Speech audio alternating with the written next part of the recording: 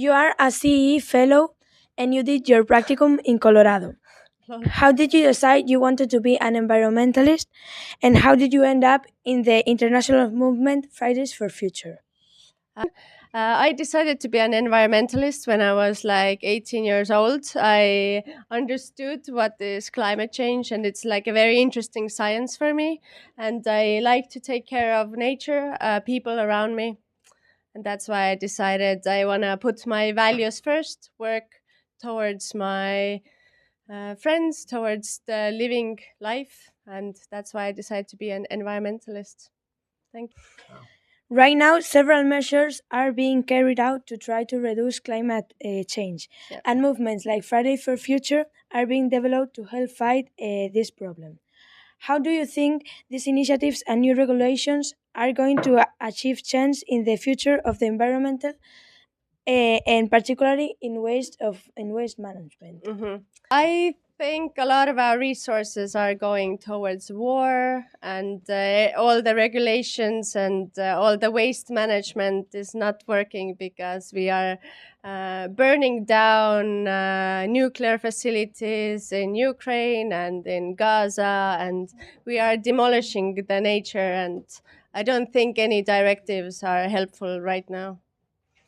Based on your personal experience, what everyday pollutant habits concern you the most, and what ideas would you propose as a solution to improve recycling in your country and your city?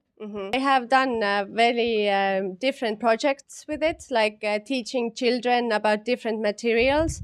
With all the materials, you can create something from it, and yeah, to make people understand that the materials that you are wearing or seeing everywhere, how many times you can reuse them, and what is like a raw material, and what are the next stages for each material. It's very interesting. It isn't like a boring thing that you have to recycle your trash. It's actually understanding I bought this thing and what are the next stages for this thing. And you are always responsible for everything that you buy, that you create. And yeah, I hope it answered. Children and teens are the future of our planet. In your opinion, what are the best ways to involve students in recycling, and how do you think Estonian schools can help to make it possible? Mm-hmm. Well, students, I showed you the graph that creating a new thing always has, in the beginning, like the production always has the biggest impact. So reusing your things always is the biggest value. Reusing your friends' things and not buying everything all the time, it has the biggest impact. Recycling is like an aftermath. It's like acting with a, yeah, it's like a symptom, but not buying new things and reusing your friends' things is like the best thing you can do. Or don't create trash. Reuse, refuse, recycle. Yeah, and one of the biggest things that you can also do for the environment is to just eat a bit less meat. And you're already like a savior on this planet if you eat a bit less meat. Do 2 days in a week where you don't eat meat at all, and you're like a hero already, a bigger hero than Americans always. Children and teens are the future of our planet. In your opinion, what are the best ways to involve students in recycling, and how do you think Estonian schools can help to make it possible? Mm-hmm. Estonia is considered as one of the countries of the European Union with the lowest contamination level and with an amazing air quality. What can we do in the rest of Europe to reach these low contamination levels you have here? Yeah, we don't have a lot of air pollution here. That's right. But we have in Narva, we have those oil shale plantations where a lot of children and a lot of older people are dying of cancer because of those plantations.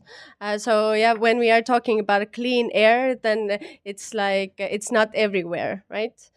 We just have very few people living in quite a lot of land, and that's what makes and we quite have a lot of forest area as well, so that's what makes our air clean.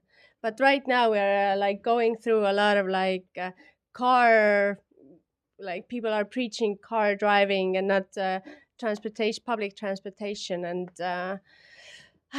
what makes our air clean? Good forest. Don't cut down your forest. Save your forest. Always be notice where forest is being cut down and fight against it. Be there for your forests. Thinking about the future, what's the worst possible situation if we don't protect the environment and stop contamination our planet with waste in both land and in water? Hmm.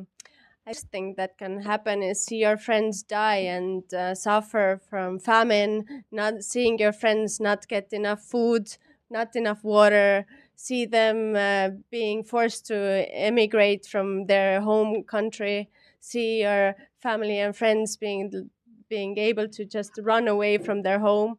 I think this is like the toughest thing I see that we will all experience.